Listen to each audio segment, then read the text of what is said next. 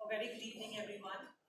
On behalf of the entire family, I would like to welcome each one of you present here to make this day even more memorable for us as we celebrate the 90th birth anniversary of my grandfather, Professor Pardaman Singh. A first-class first MA in history, he obtained his PhD degree from Punjab University in 1968. Prior to working as a professor of modern history in the Rohtak University, from where he attained superannuation, he was a reader in the Department of History, Punjab University, Chandigarh.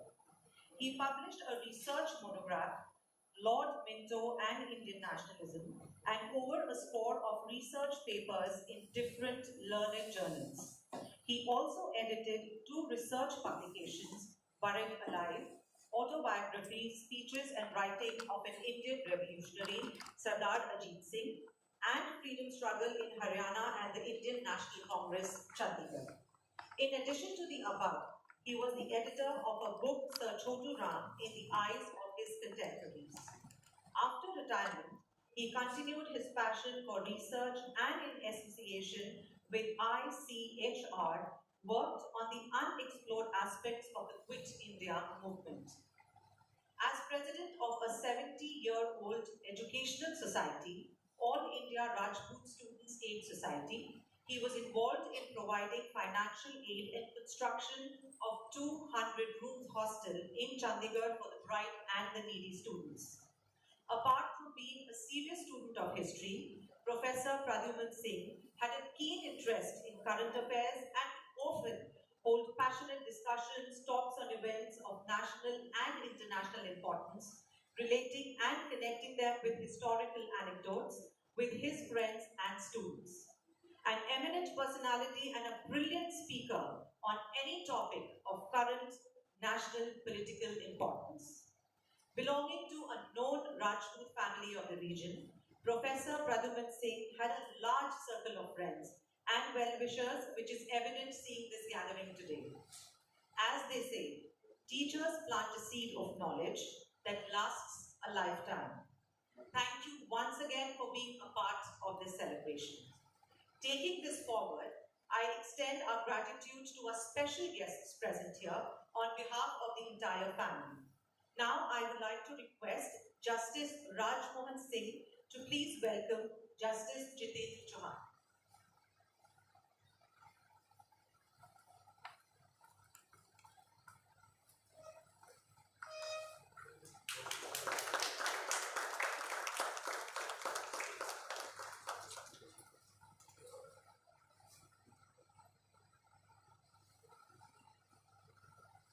Thank you so much. I would like to request General Bhupender Singh to please welcome Professor Raghavendra Tagore, Professor Emeritus, this is really confusing, Emeritus Kurukshetra University and Jaipur Chairperson, Chairman, Indian Council of Historical Research, Government. Thank you so much. Thank you so much for gracing us with your presence. I would now request our special guests to please join us for lamp lighting to mark the beginning of the evening.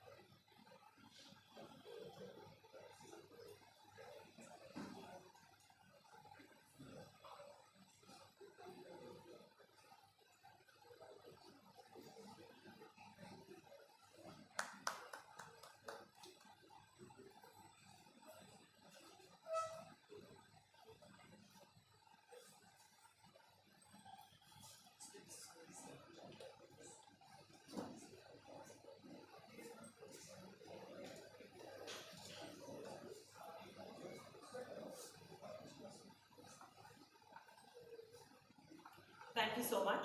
Now I'd like to invite on stage Shri Jaswant Singh, ex-Chief Town Planner, Department of Town and Country Planning, Haryana, presently working as the Secretary General at Kanwar Surjit Singh Institute for Spatial Planning and Environmental Research. Can we please have you on stage? Thank you.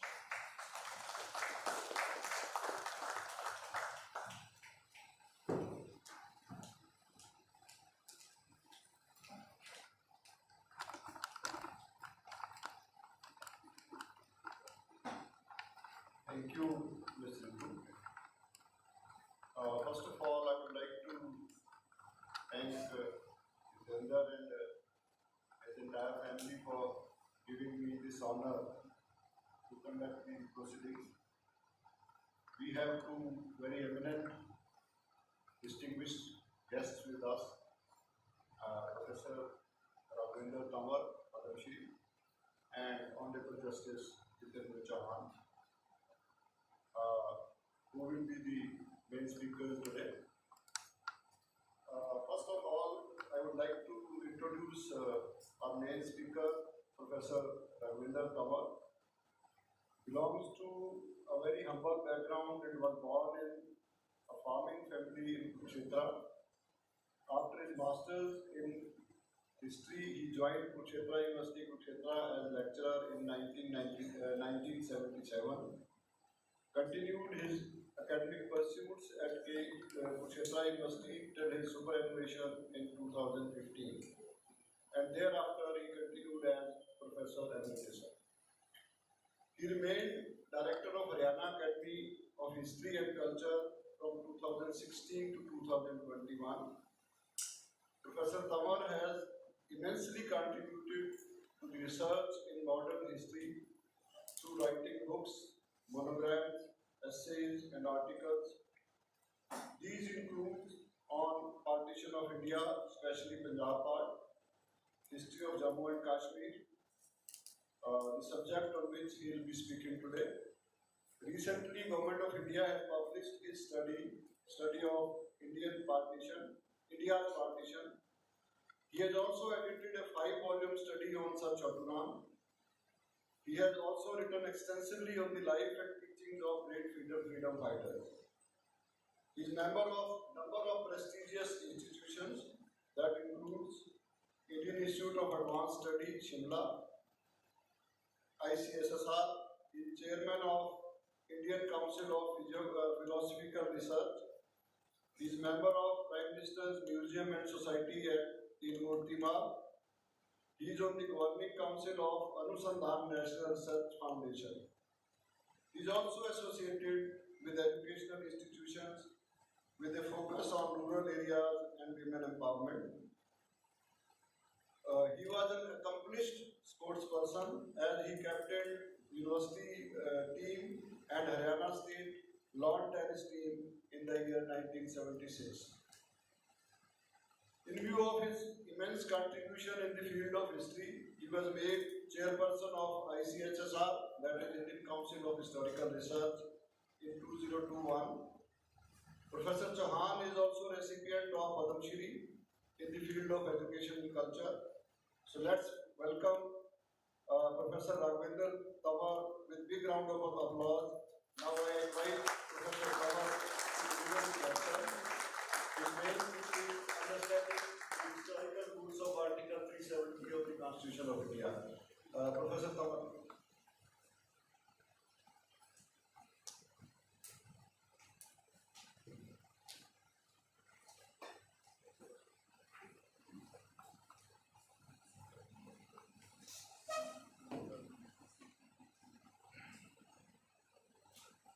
Honorable Justice Chauhan, Honorable Justice Raghavan, Govind Singh,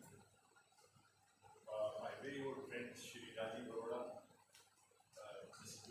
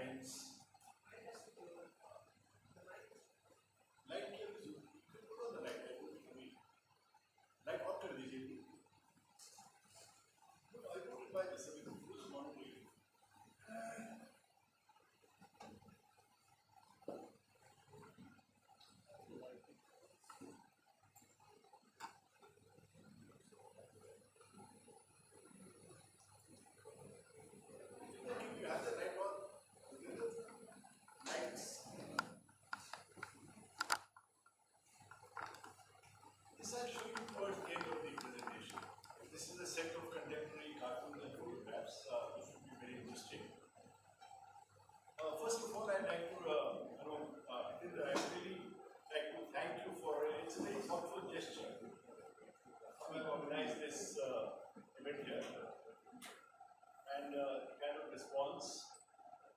See, there are two reasons I'm here. One, as a professional historian, but more importantly, as an old friend of the family. Jitinder's grandfather and my father were very close friends. On a personal account, Chaudhry Deva Singh was the person who actually, introduced education into the Rajput society. The Rajput, by virtue of owning good,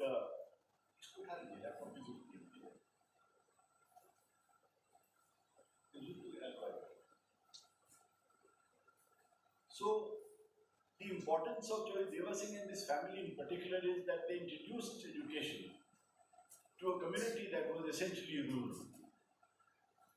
My father benefited from this association, becoming the first graduate of the then Karnal district from St. Stephen's College in 1937. So we grew up as friends. On a personal account, Professor Pardaman Singh was my PhD examiner. He himself was the student of Sir Jadunath Sarkar, the PhD student. For those of you who are familiar with history would know that Sir Jadunath Sarkar was perhaps the greatest historian this country has ever produced. So Pardaman Singh was a student of Sir Jadunath Sarkar. Having said this, what I'm going to speak today is based on a set of about 800 files that were released in 2017 that resulted in my book on Kashmir. This is a set of 800 files known as Jawaharlal Nehru's Correspondence on Kashmir. Those of you who are familiar with history would know that most of his correspondences were recorded in the selected works of Nehru, but this particular set of files was not recorded. These were released for public access in 2017. Incidentally, I was the first historian to have been given access to these files. The access resulted in a book which became hugely popular. It is titled as Be Clear, Kashmir Will Vote for India. So what we are going to discuss today with regard to Article 370 will be an oral presentation as well as reading from my prepared presentation. It's a formal presentation.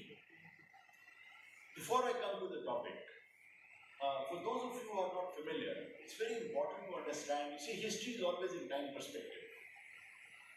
What is probable today, what is seemingly okay today, would not have been okay, say, 75 years, 100 years. History is a factor of time.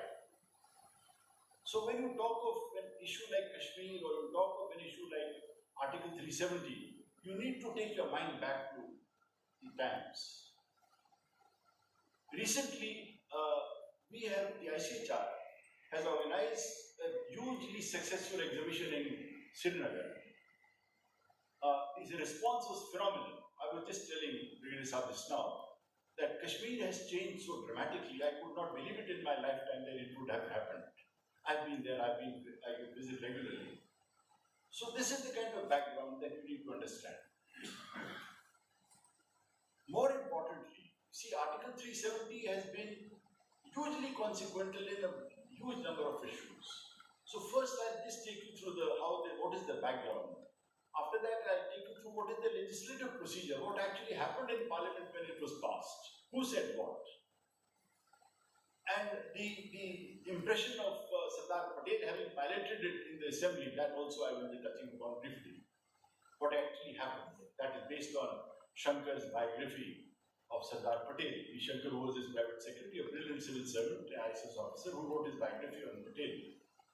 Thereafter, I'll show you briefly about 20 contemporary photographs and cartoons which again have been published in my book, which are very rare. This was the contemporary understanding of the issue in 1947 and through the eyes of the renowned Shankar. So with these words, I'll just take you through to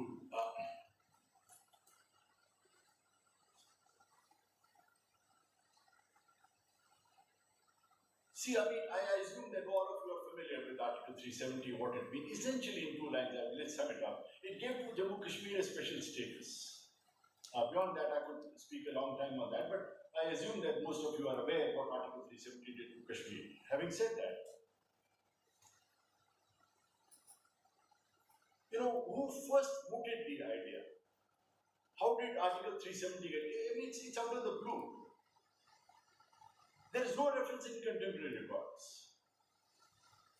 किसी भी newspaper में, किसी भी contemporary record में आपको Article 370 जिक्र नहीं आता. Nobody would have understood it. Out of the blue, suddenly, it is decided that Kashmir is to be separated. So, this is the first basic point. It was not an issue of common discourse. It was not a common agenda.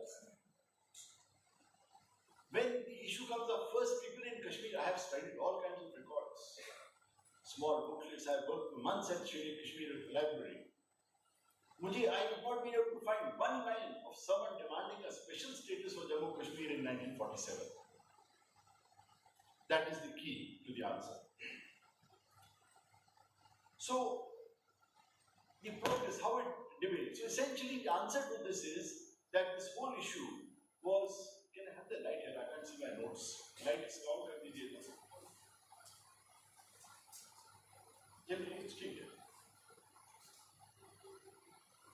So, the first most important thing, the second most important thing is that it was an understanding between a group of people, a kind of informal understanding.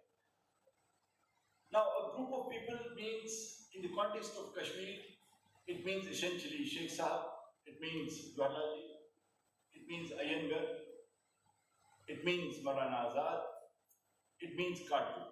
This is the core team of Kashmir in 1947.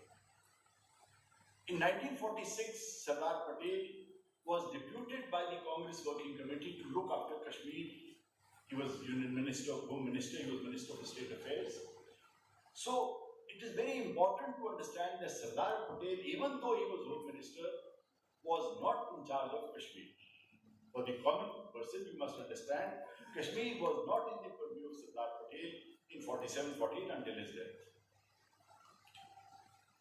Now, this core group is critical in this whole thing. The other thing that you need to know about this Article 370's background is that it was a kind of personalized handling. I'll give you 2-3 examples when I say personalized handling. You know, Punjab was in riots. Punjab was burning with there was a lot of issues here. So, Iyengar, who was also looking after Punjab, requisitions 150 vehicles from Punjab to be deployed in Kashmir. When Patel learns of it, he writes a strong letter. I mean, this is all based on Sardar Patel's correspondences. It will, I mean, if I begin to read it, it will take a lot of time to do that. So Sardar Patel's correspondences, the letters of Nehru, selected works of Nehru. So Sardar Patel writes a very tough letter to Iyengar. I'm just giving you an example of how things were happening in 47. Iyengar showed the letter to Nehru. Nehru writes a very strong letter to Patel. Now, Patel says, I raised this objection about 100. See, I'm going to tell you these nitty-gritties. Until you understand the nitty-gritties, the complexities of this whole issue, you would not be able to understand the formation of Article 370. Now, Patel says, I took objection to this issue of 150 vehicles being requisitioned from Punjab for use in Kashmir because just a few days before that, Jawaharlal Ji had sanctioned 20 lakh rupees for use in Kashmir without approval of the ministry concerned. So this is the kind of thing that is happening in the confidential notings of that time. Now, the things get so badly out of hand. Nehru writes to Patel, please pay attention to the words. I do not understand why the state's ministry should intervene and come in the way of arrangements being made. All this was done at my instance, and I do not propose to abdicate my functions in regard to matters for which I consider myself responsible. This is Nehru writing to Patel. Manner of approach, the manner in which you have written to Iyengar has been very offensive, and it is not acceptable. Now, Patel was a man who was a very sensitive man. This is 23rd December 1947. Patel's answer to Nehru is, he writes, the answer appears in Patel's correspondence. Your letter has been received just now at 7 p.m. and I am writing immediately to tell you this. It has caused me considerable pain Your letter makes it clear to me that I must not, or at least cannot, continue as a member of government, and hence I am tendering my resignation. 23rd December 1947.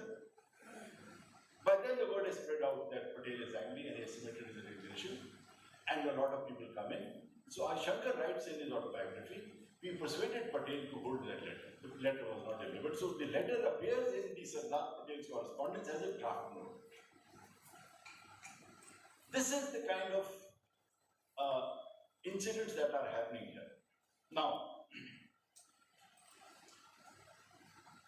the basic difference between Patel and Nehru, which will lead us into Article 370, is Patel is a man who is cold in the sense he is very clear-headed, he is very firm, he does not believe in informal relations, he believes everything should be done officially through proper documentation, proper hierarchy. Nehru, on the other hand, those of you who are admirers of Nehru have reason to be admirers, I have no doubt in that. Nehru was a very trusting man. He tended to trust too much. He tended to be informal in his dealings. It happened so many times in his life. And this habit of trusting and informality got him into serious trouble on many occasions. The difference was in handling of Sheikh Abdullah. Patel has flagged this issue repeatedly, that Abdullah is being encouraged, is being allowed. See, these are the critical months. 48 is the critical month. Draft constitution is being worked upon, the Constituent Assembly is coming to being. Of course, off the mark here, Jayaprakash Narayan had doubts even about the Constituent Assembly. JP goes on record that the Constituent Assembly did not have the right to frame the Constitution. This is again is a different issue because it was usually a nominated or a semi-elected body. So that's another topic. Anyway. So Abdullah is being encouraged to help in the drafting of key elements of the Constitution. Patel is on record several times that this is wrong, ye sahi nahi hai, ye nahi hona chahiye. Nehru ka dikkat kya hai? Somehow he has come to believe, that without Abdullah, we cannot take Kashmir. We do not have Kashmir. He believes Abdullah holds the key to Kashmir. This is the crux of the whole thing. This is where Nehru went dramatically wrong, which, of course, as you know, this is a 47, 48. If you read the letter in which Abdullah is asked to become the Chief Minister or the Prime Minister of Kashmir, it is a long letter. And Nehru has put all his, putting all your eggs in one basket. Nehru has actually put all his eggs in Abdullah's basket. This is how it is unfolding here. I want to emphasize one point here. See, to doubt Nehru's nationality, his nationalism, his patriotism, or his commitment to the nation's cause would be ridiculous. It would be very foolish. But it is a matter of how you are working. Now, why did Nehru think of Abdullah so important? There is a very important letter of Nehru's in this context. It was decided that Sheikh Sahib should function as head of the administration. He must be fully trusted and he must not be interfered with. It is for Maharaja and his advisors, therefore, to put the fullest trust in Sheikh Sahib and give him a free hand. But the real point is that no satisfactory way out can be found in Kashmir except through Sheikh Sahib. This is the categorical kind of backing that Nehru has declared in support of Abdullah. Patel, as I said, was the first person. There is a bogey being built here. Patel calls this a bogey. He says what Abdullah is saying about Muslims not trusting India. Agar humne a special provision nahi diya, if we do not treat Kashmir specially in a specific manner, the Muslims would get disenchantment. I have done a work, my book, Be Clear, Kashmir Will Vote for India, is totally based on primary sources. Countless stories of how people, the Muslims of the time, Pakistan did not even emerge. Ranbir was the Urdu paper of the time. If you read Ranbir, Pakistan was not even an issue. They said, why should we drown? Pakistan is a drowning state in 48. So there is no question of the common Kashmiri considering himself to Pakistan as an alternative. So the general psyche in entire press unit, the Tribune used to cover Kashmir very well, the Statesman used to cover the Kashmir very well. So Abdullah Patel says it is a bogey. Abdullah is misleading Nehru, and Nehru is falling increasingly deeper and deeper into that bogey of Muslims. If you do not support the Muslims. If you do not stand by them, they might take the part. This question can be ruled out. In Patel's correspondence, there is a letter. He says, Patel writes to Iyengar. Iyengar is Nehru's front man. He is the kind of flag bearer for Nehru and Kashmir. You can yourself realize the anomaly of the state becoming a part of India and at the same time not recognizing any of these provisions. Whenever Sheikh Sahib wishes to back out, he always confronts us with his duty to the people. Of course, he owes no duty to India or to the Indian government or even on a personal basis to you and the Prime Minister. This is Sardar Patel's correspondence, 16th October 1949. The date is very critical in this. The irony is that all of us, most of the people in present generation think that it was Patel who piloted. I've seen some notings of the Congress, the press correspondent and things like this, saying that Patel piloted the. Factually, it is correct. Nehru was in the US. The day it was debated in Parliament, Nehru was not in India. And Patel was interested to pilot Article 370. I'll take you to the background. How actually Patel came to pilot Article 370 in the Constitution, in the Constituent Assembly. Now what happens is, the draft of the article, before Nehru goes to the US, he approves the draft article.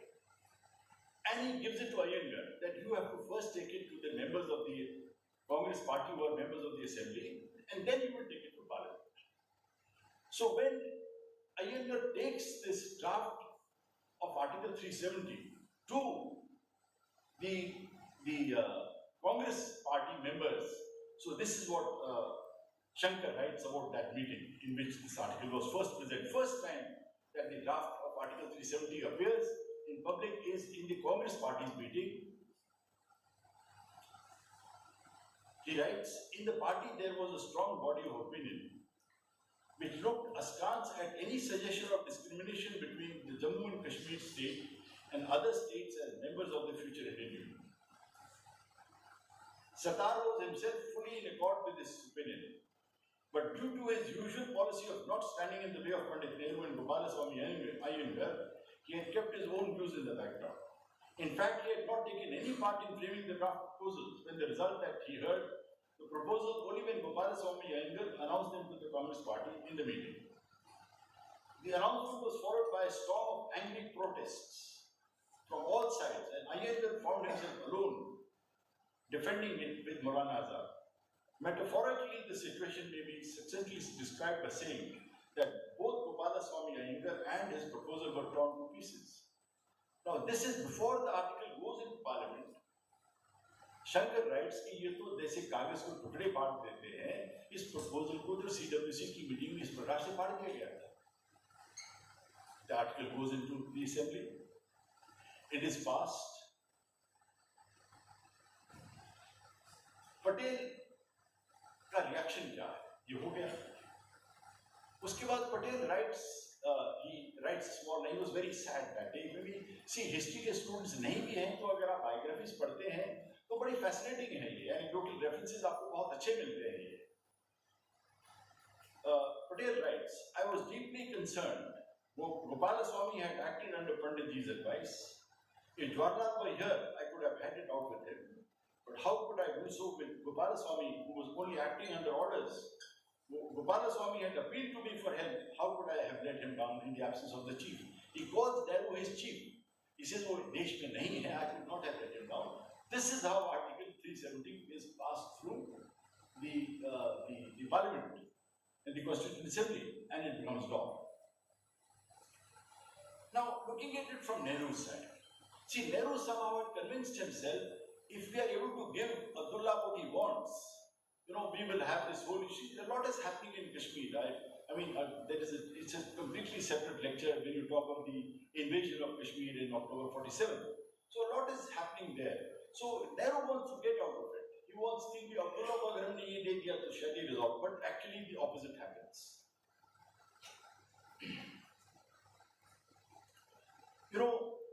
24th July 1952 ko, Parliament takes up this issue. So I'll give you a run through briefly what is the general sentiment of Parliament. There is a Delhi Agreement, and in that Delhi Agreement, Nehru has drawn up a draft paper. On that draft paper, Nehru writes, This is a fantastic, this is an excellent, kind of drafting, classic Nehru drafting, I call it, descriptive, exhaustive. Nehru's heart and mind mixed up. He's arguing to equate Kashmir. You see, Nehru was a brilliant mind. Those of you who are not familiar, he had a set of 2-3 stenographers. He had this habit of sitting late into the night, and his dictation would go extempore. And imagine that time there were no electronic typewriters, there were no computers. So you can imagine, you pick up any Nehru wrote at random, you will not find even a comma out of place. Such was the perfection of this man. In this he explains, in one such note he explains, why he is in favor of giving. He says, he goes on to say that he talks of the Supreme Court, he talks of the flag, he talks of the Constitution, he justifies all this. I'm skipping that. I'll go to 2 or 3 people.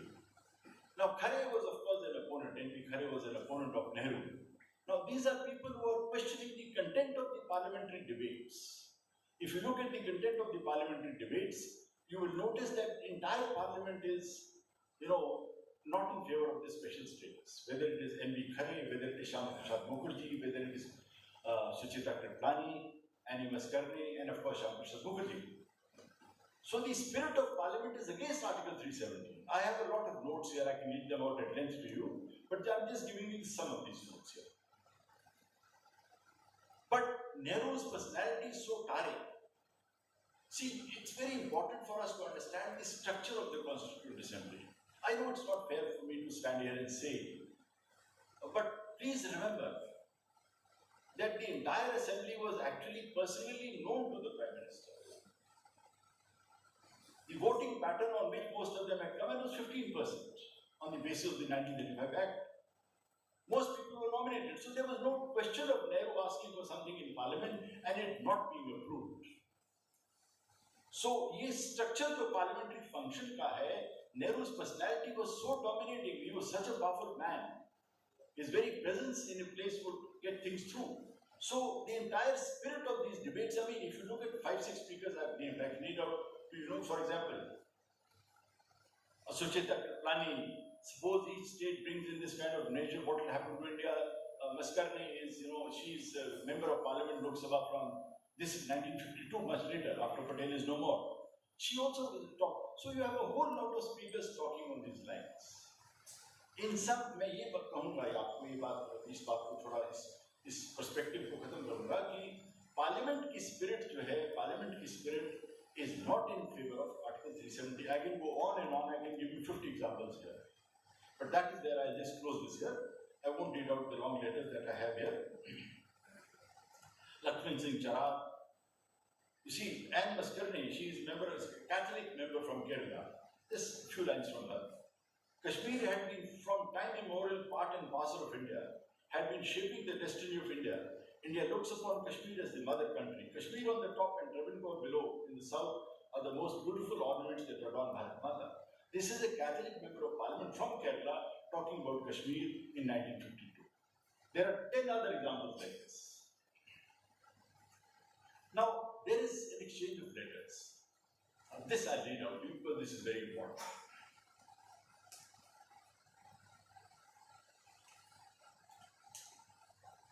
This correspondence is known as the Nehru, Abdullah and Shyam Prasad Mukherjee correspondence, small booklets out of print. They are available in the Al-Maikba Library in Srinagar. There is a letter from, this will give you an idea of what is happening here. This is a letter from Dr. Mukherjee and Abdullah. You, Abdullah, have shown tendencies of creating a separate status for yourself and your state. If each state starts having its own flag according to the wishes of the party in power, then it will be a blow on India's national political unity. And that is what you have sought to be done. If the bogey of Muslims ceasing to trust India and going away to Pakistan continues unchecked, it will create the same complications as Mr. Jinnah's stand did. Hindus, Muslims, and others will realize that division of the country on religious basis has not helped any community and that it has only pushed the country back. This is 13 February 1953. Mukherjee to Abdullah. So this is the kind of general sentiment that is prevailing in the country. Article 370 has already come into being. Okay. Now, when you talk of Jawaharlal stand, coming back to it, you see this entire family, the Gandhi family, the Nehru family, Nehru realized this, I mean, in these files, I have not got it here, but Nehru goes and records, he says it in Parliament also. A lot happened, I'll show you some of the images that I'm going to show you now, that it was a mistake. And irony, the same man who has given him the power, when Abdullah is finally arrested, he is dismissed on the 9th of August 1953. So Indira Gandhi is in Switzerland that day. So when she is informed through the diplomatic pact that we have had to do this, it was a very, you have to understand, it was a family affair. They were very thick friends, spending holidays with each other, spending their time. Abdullah would always stay at the Prime Minister's residence in Delhi. Indira Gandhi would go and stay in Chandigarh with the Abdullah family. So it was very closely bonded family. So when Nehru sends a diplomatic message, the diplomatic pact to Switzerland where Indira Ji was away, and her answer is shocking. She says, she writes that it is like a part of my body has been cut. Abdullah's dismissal. Like a part of my body, मेरी ऐसे लग रहा है जैसे मेरी body का कोई अंग कट गया है. Indira Ji ka reaction. So between all this is happening, before Abdullah is dismissed a few months earlier, he invites Jawaharlal to Kashmir. Jawaharlal जाने से कुछ hesitate करते हैं, but finally he goes in May. He goes. August में तो dismissal ही हो जाती है.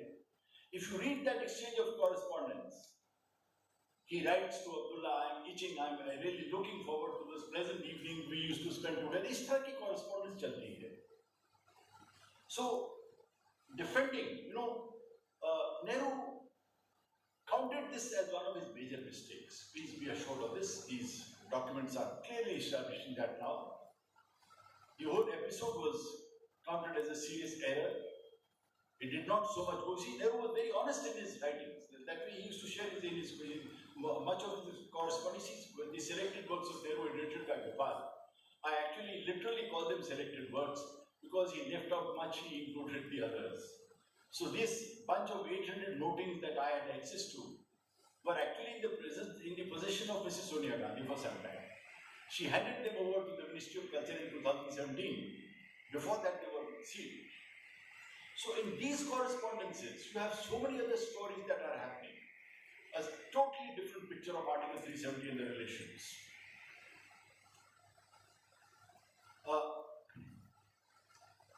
You must also understand that, as I said, this is one decision Nehru was never able to defend ably. Nehru was a brilliant parliamentarian. If you pick up the Constituent Assembly debates, they are fascinating.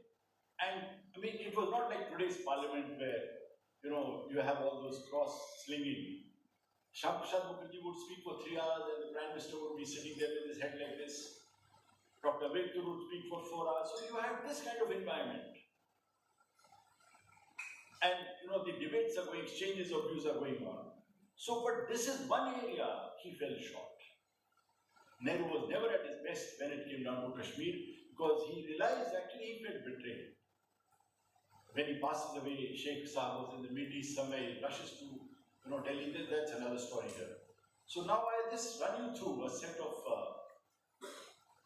the visual impact of what really happened now. You can, I've changed the ring. This is this is part from my book actually. This is, I did not introduce it in my introductory remarks. For those of you who are not familiar, we are all familiar with the location of Kashmir, but you must understand that in 1947-48, Kashmir was a geopolitically strategic center. Cold War, Shik Yudh hai, jo ho raha hai. So in that whole scenario, the location of Kashmir is such that the entire Western world, the non-USSR, non-communist bloc, is wanting to use Kashmir as a launching pad against the Soviet Union. Australia में भी चर्चा हो रही है, times भी लिख रहा है, नेशनल ज्योग्राफिक भी लिख रहा है, टाइम्स लंदन भी लिख रहा है, Everyone is writing how important Kashmir is for the Western world. This is an indication. Russia, so Kashmir, this is a metaphorical kind of expression, but you can see the importance that Kashmir's location is shown here. You have arrows pointing to 3 different countries. So please remember, all issues of Kashmir are actually related basically to the location of Kashmir, geographical location. I cannot imagine the same thing having happened if it was Punjab or Haryana or say Uttar Pradesh. It is Kashmir. Don't forget the location of Kashmir. Next slide. Now, this is the second slide. See now, this is 47. This is when the invasion starts. The figures that you see in the window is Jinnah Sahab abhi zinda hai, Liaquat Ali zinda. They are encouraging in this. This is Shankar's expression, 25th May 1948. This is not my saying, this is not a contemporary saying, this is not today, this is 1948. That the invasion of Kashmir in October 47 is being encouraged by Pakistan. And what it says, way to Pakistan. Cause problems in Kashmir, and this is the way to Pakistan. Next. Now, this is, of course, the British approach, and this is 22nd August 1948. Now, what have they shown? The Kashmiri maiden is lying on the ground, and you have the raiders standing on top. और जो विदेशी है, जो बाहर का विदेशी can be Attlee, can be anyone, ABC, the Americans, whatever, वो किसको समझा रहे हैं? अगर आपके साथ अन्याय हो रहा है, it's fair, it's acceptable, you have no issue here. So, but the raider is standing in, this is the scene of 40, you see, contemporary satirists. Shankar, if you are familiar with Shankar, I mean, for people of my generation are familiar, but the younger would not be familiar. Shankar was an institution. Perhaps the biggest, most powerful satirist that we have ever had. Next slide. This is a classic representation. It sums up whatever I've said in 400 pages of my book. See, Swayamvar, this is the Indian tradition. So here is the Kashmiri maiden, wo Abdullah, wo Patel ko haar dal rahi hai. And background mein you have Attlee, you have Liaquat Ali, you have probably Stalin in the background. So the entire response that Kashmir has chosen India, but the rest of the world is not happy with it. ये single cartoon जो है, इसको आप 10,000 word में explain कर सकते हैं. जो कश्मीर का जो choice है 1947-48 में, and who is saying it? As I said, Shankar is saying this. Okay, next. This is just to give you an idea of the bonding between Sheikh Sahab and Jawaharlal. This is the National Conference flag in the background. The date is 1949. Remember, they are such thick friends at this time, He is walking around. This is a National Conference procession in Singapore. Next. This, for those of you who are not familiar, that how Sheikh Sahab did take oath of the Constitution. He's seen sitting here in the Constitution with Jawaharlal. Next. He's being sworn in as a member, taking oath here. Next. This is again 49.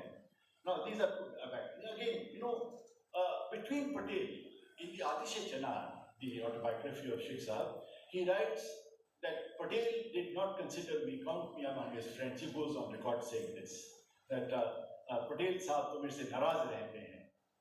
और अगर पटेल साहब ना होते तो बहुत सी चीज ही रहे. पटेल से ज्यादा थी. This is the same thing about Abdullah. इसे अब्दुल्ला ना होता तो कश्मीर की इशू ही नहीं होनी थी. Patel was repeatedly has said that. Next. This is Dr. Shyama Prasad Mukherjee. Of course, that's another lecture, that's another story. The person who said it has to be one Nishan Ek, Vidhan Ek, Nishan, things like that. Finally, he died at Nishad Bagh Guest House in 1953. Because he had entered, he was arrested, he was detained. The entire story, that's a different perspective here. Next. This is a very fascinating cartoon. इसको अगर आप शायद पढ़ नहीं पाएंगे, let me see if I have it here.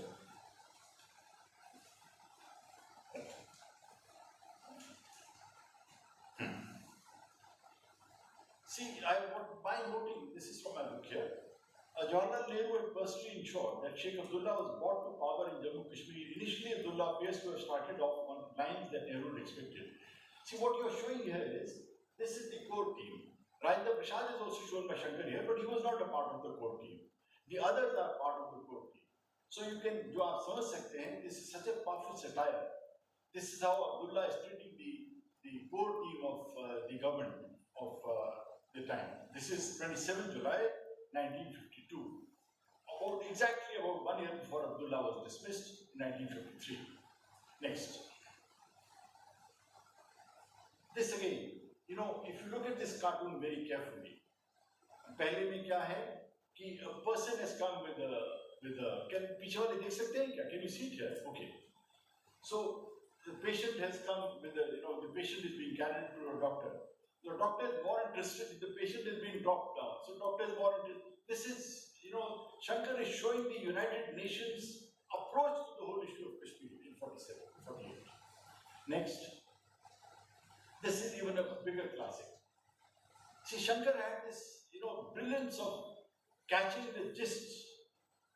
The issue that we have always had with the United Nations was that the United Nations did not take the issue seriously. Now, if you see this, the United Nations is, catching the shadow. समझे ना? वो छाया को पकड़ रहे हैं. मूल issue, मूल प्रश्न तो वहीं का वहीं है. उसको वो touch नहीं कर रहे हैं. United Nations का भी क्या दोष है? It has just come into being. The World War has just ended.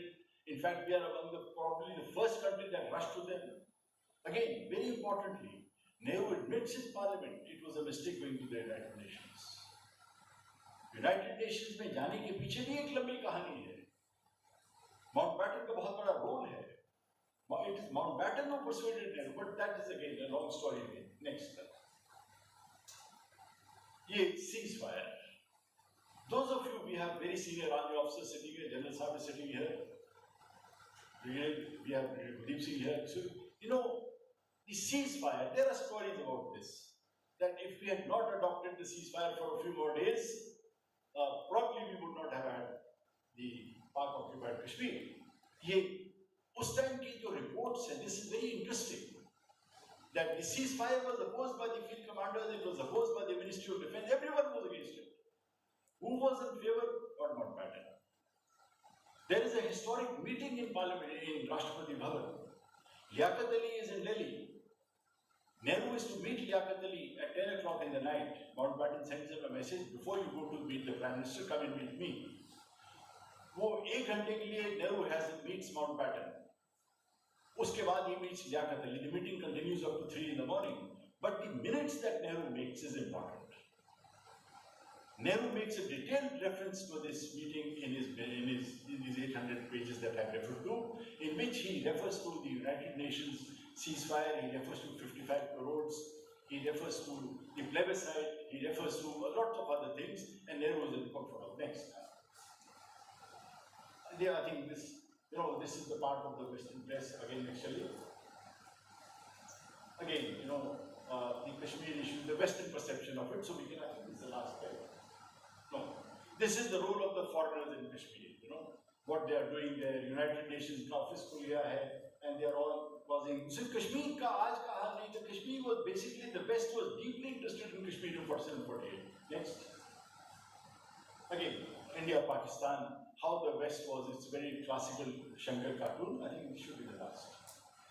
So with these words, I think I made my point here. I am very grateful to Hitinder, his distinguished family, a lot of my own family is here today for the patient hearing. It's a wonderful gesture, and my very earnest thanks to you all for having given me the chance to come and join you today. My very best wishes. Thank you.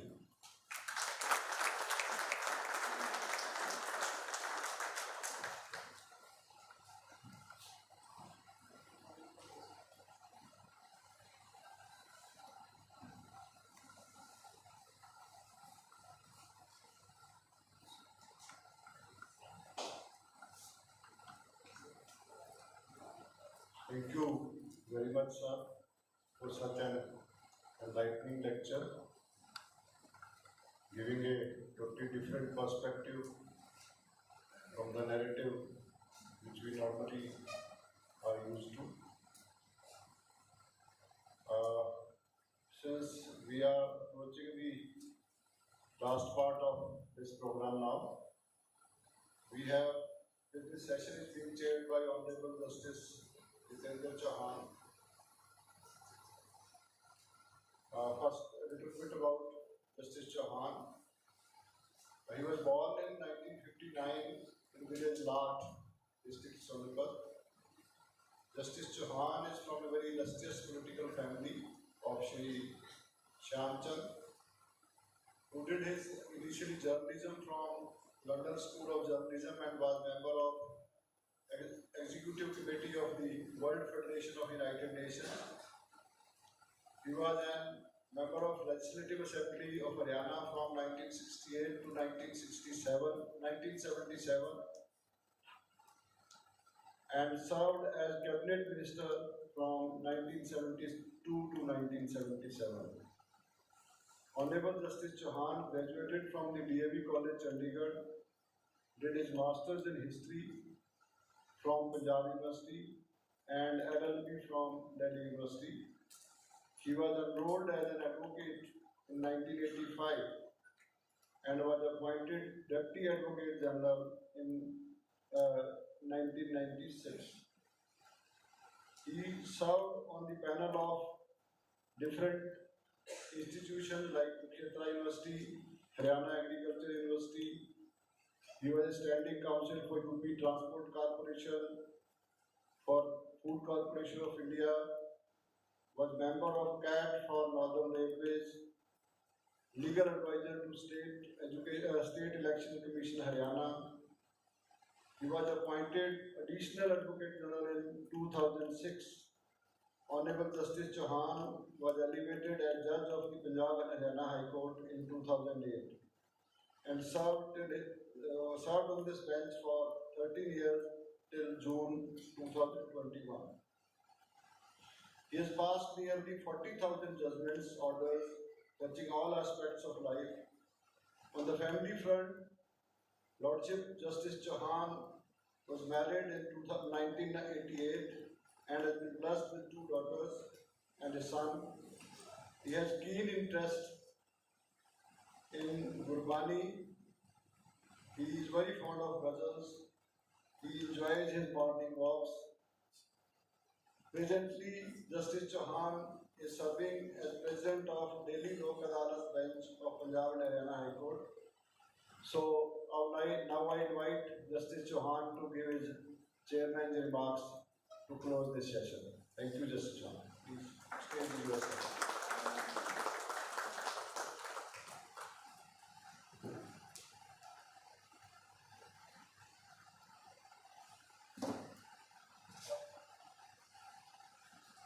Very Reverend Mataji Srimati Binyadevi,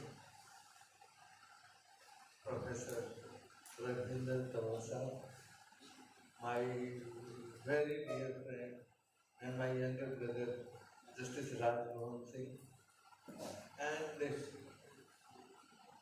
all the admirers and the family members of Professor Pardaman Singh ji. Our family has a fortune to share 3 generations association with the family of Dr. Pardaman Singh. Chaudhary Deva Singh was teacher of my father. Dr. Pardaman Singh was my teacher. He taught me. And I always carry some of his reflections in my doing and in my day-to-day life. And in the later, after his retirement, it became a very good friend of mine and a very close associate of my father. They would meet along with Dr. Garewal from Kurukshetra University and Principal B.S. Rathi. So this is the association, and I pray that this goes on in the travels in the next generation as well. I actively came in contact with Professor Pardaman Singh in the year 79 when I joined MA and he was our teacher. And then later on, through my father and came to learn that they are a close family friend and I should go and meet him. And when I was trying to seek appointment with him, there was a call from him that you have been invited by Dr. Sir and go and meet. And then we had a chai together and all that, and then I started visiting the family. And apart from these memories, Mataji is very renownedly known with my children, okay, Rasna Wali Dadi. My all children will in the evening I'll take them to Dr. Sahib for their blessings, for guidance and everything when they were very young. And Rasna was a popular drink with children at that point of time. So she is still known when I got married and all that. She is still known like Rasna Wali Dadi, Sector Chai Wali Dadi. This is the kind of family bond we share. So far this article and one there's another Dr. Vikram Singh. He retired as the head of the this history department in Vaishya College, Bhiwani. He was also my classmate and student of Professor Pardaman Singh. Dr. Pardaman Singh had that eye of a teacher, that who would not discriminate between Arjuna and Eklavya, and who will give the insight of the history. Once he gave a reference from the book A.L. Bhasham, teaching the essence of the subject. There was an illustration I still vividly remember, that teacher, the master is giving sermon, making the children understand the existence of a huge banyan tree wherein they were holding the class. That question in fact came from the students. That then the teacher said to the student, you pluck one fruit. Then he said, yes sir, master, I have done it. Then he said, you crush it. Then he said, I have done it. Then he said, what do you say? The student said, I see the tiny seeds. And then he said, the master said, crush this seed also. And then student accordingly crushed that seed also. And then master asked, yes, my child, now what do you say? The child or the student says that I don't see anything. So the master, the teacher said that in what you don't see lies the existence of this huge banyan mighty tree. So he was, and one thing, when in the class, first of the lectures, as has been mentioned by Professor Ravinder Singh, that for understanding the history, we have to go back in that time. So in the present context also, maybe at that time of when this 370 was introduced, maybe by that establishment, they ultimately must have come to the conclusion that it is perhaps for the betterment of the nation, for the betterment of the people. And now perhaps the establishment has come to the conclusion that whatever the purpose, good or bad, that stands served, intended purpose is achieved.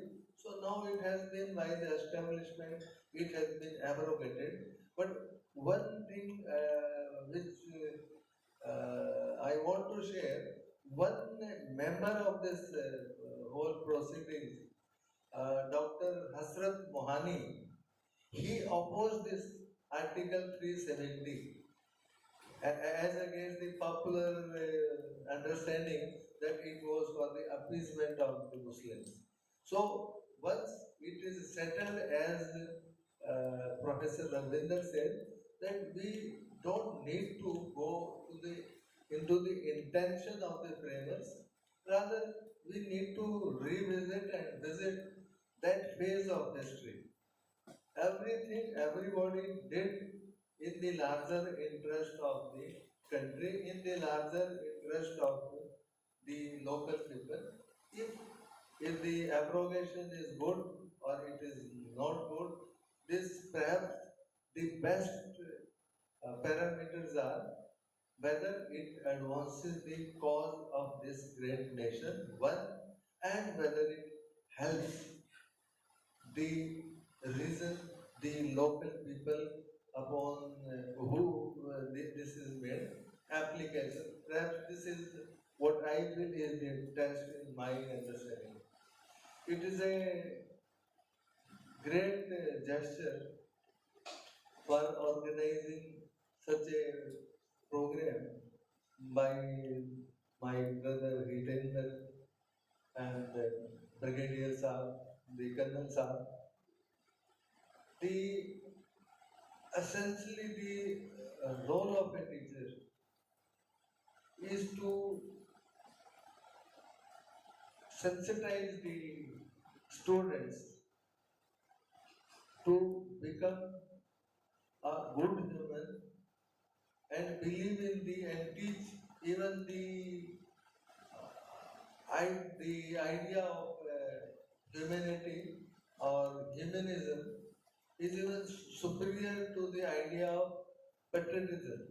This is was the one branch of teachers which to which this our legendary teacher, Professor Pardaman Singh belonged to.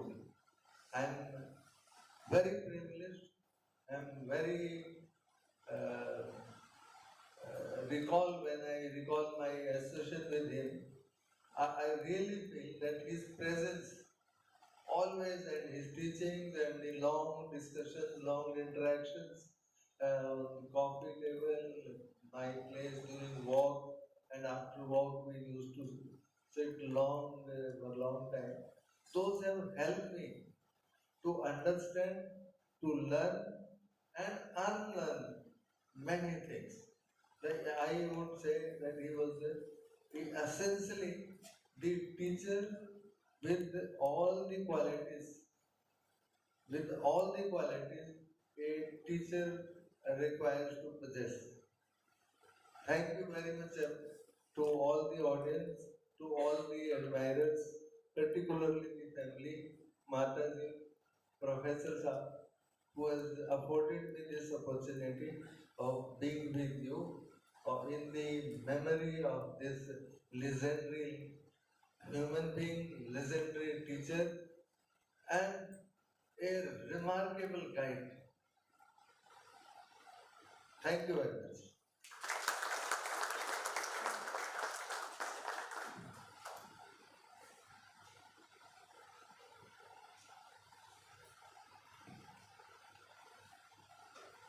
Thank you, sir, for giving a perspective to the proceedings of this whole evening.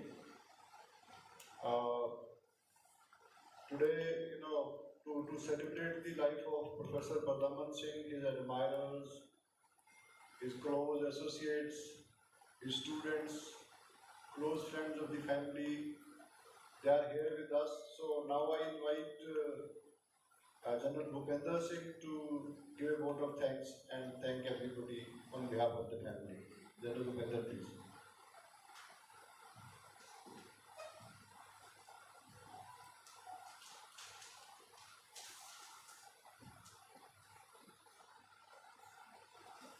Good evening, ladies and gentlemen.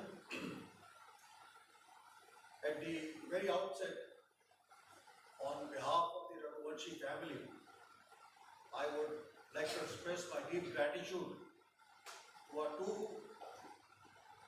very eminent personalities, Professor Raghuvinder Tanwarji, Padma Shri, and Justice Jitendra Chauhan ji. Before I go forward, I would like to say my humble tribute for my uncle, my chacha, Professor Pardaman Singh. The story starts from my grandfather, Chaudhry Deva Singh, as Professor Saab mentioned. He was a great educationist, a visionary, a great teacher, a historian, and he had an insatiable thirst for acquiring knowledge. But that legacy of an educationist was carried forward by my uncle, Professor Pardaman Singh. He too, as has been brought out, was an educationist, a teacher, a historian, and a great personality in his own way. I recall some discussions I used to have with my uncle, and we used to sit down. He had a very large heart. He would accept all contrarian views on whatever the case be. कभी बार हंसते हंसते बोला करते बेटे तुम फौजियों की एक बड़ी बड़ी प्रॉब्लम है पहले तो तुम्हारे दिमाग में कोई चीज जाती नहीं है और चलेगी तो फिर निकलती नहीं है. We used to enjoy that kind of conversation. Great man, great personality. Today I'm very fortunate that my auntie, my chachi, Mrs. Pardaman Singh is here. And what better tribute can be given to my uncle by organizing this talk this evening by such two eminent personalities. We are really, really grateful, sir, for you all having taken the pains to come and give this talk this evening. I'm also happy that besides my auntie who's here, we have his son, Colonel Devinder here, affectionately we call him Pinku, and his younger brother Hitendra, whom at home affectionately we call Babu, and the third son, Dr. Shailendra, he's in America. He's there with his family.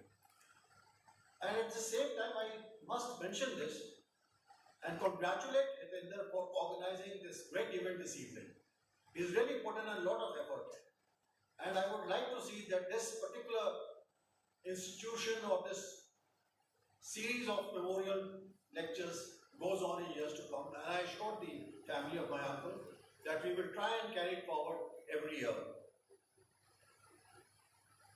Of course, Professor Saab has given us a very good insight, a very informative talk on how this 370 came into existence, what were the various political narratives in those days.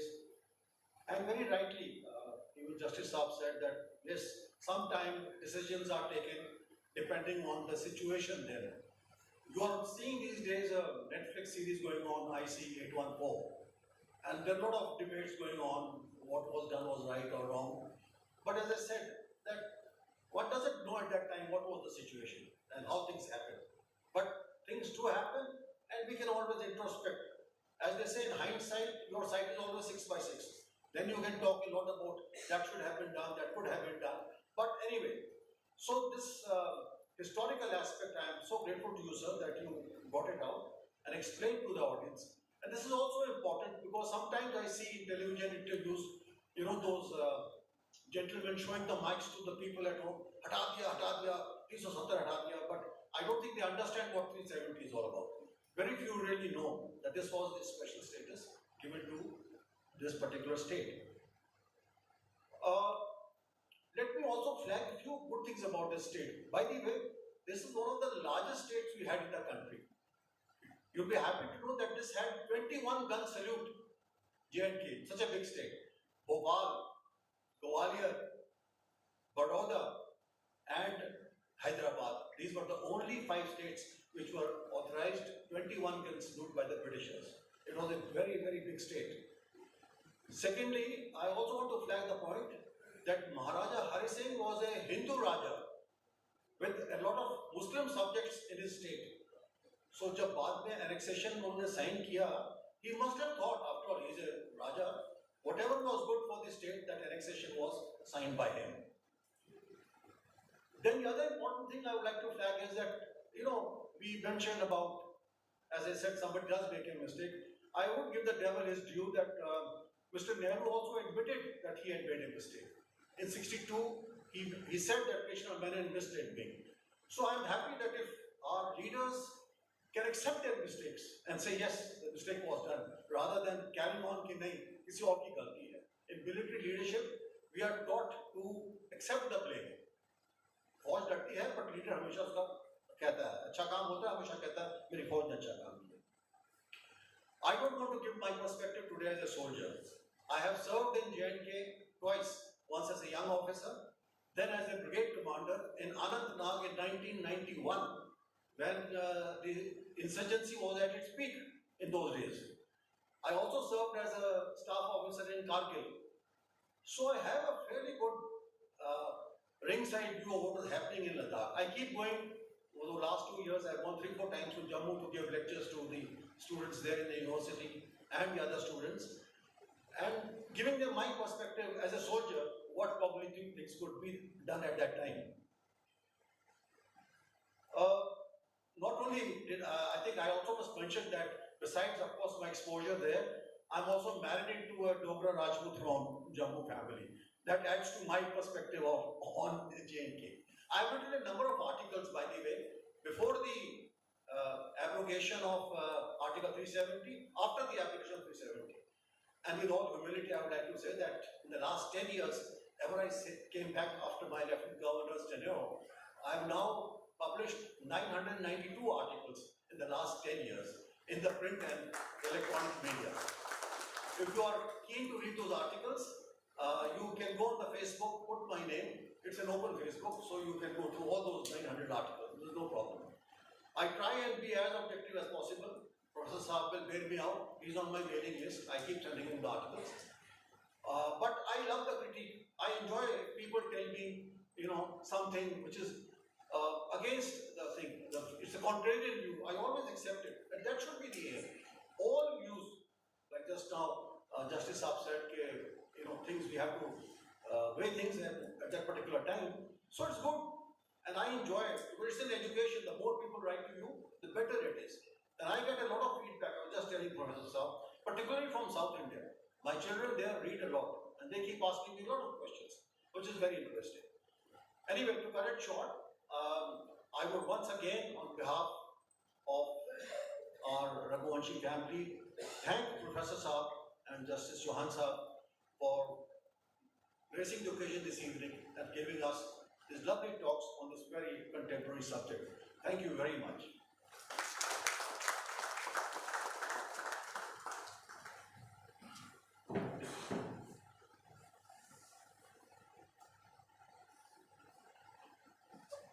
Thank you, Janil sir. With this, we come to close of these proceedings. So now, on behalf of the family, I request all of you to join for dinner. This will be downstairs. So I'm sure, Hartinder, there is nothing more to be done. Okay, so please join for dinner. Thank you.